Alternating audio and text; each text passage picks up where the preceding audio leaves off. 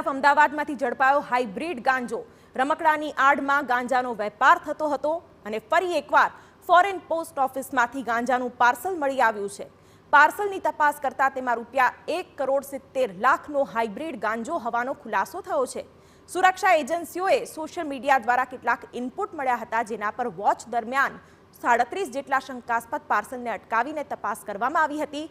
આ તપાસમાં લાખોના હાઇબ્રિડ ગાંજાનો પર્દાફાશ થયો છે। તપાસમાં અલગ અલગ પાર્સલમાંથી 5 કિલો 670 ગ્રામ હાઇબ્રિડ ગાંજો જપ્ત કરવામાં આવ્યો છે, જેની આંતરરાષ્ટ્રીય બજારમાં ₹1.70 કિંમત થવા જાય છે।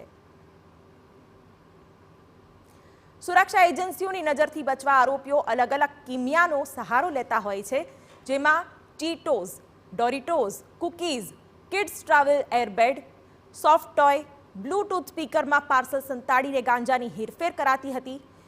જો કે હવે સુરક્ષા એજન્સીઓ આ મોડસ ઓપરેન્ડીને પારખી ગઈ છે અને કાળા કારનામાને અંજામ મળે તે પહેલા જ તેનો પર્દાફાશ કરી રહી છે। સમગ્ર ઘટનાનો પર્દાફાશ થયા બાદ હવે સુરક્ષા એજન્સીઓ સતર્ક બની છે।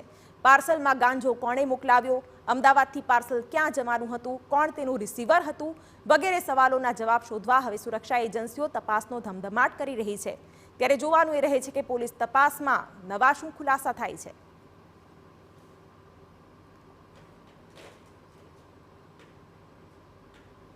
अनुसंधाने થોડાક શંકાસ્પદ પાર્સલની અમારી પાસે ડિટેલ હતી, જેમાં ઓનલાઈન માધ્યમથી શંકાસ્પદ વસ્તુ મંગાવી હતી। એ દરમિયાન તપાસ કરતા અમને જે પાર્સલ્સ મળ્યા હતા, કુલ 37 પાર્સલ્સ જે છે એ તપાસ કર્યા હતા અને જેમાં એફએસએલ અધિકારીની હાજરીમાં જે શંકાસ્પદ વસ્તુ હતી એ ગાંજો છે એ મૂળ આમાં તપાસ દરમિયાન આવ્યું હતું। આ પાર્સલ જે છે એ કપડાના એમાં ખિલોના છે, ટેડી બેર છે, ખાવાની ચીજ વસ્તુ જેમ કે ચિપ્સના પેકેટ છે એમાં કર્યા હતા।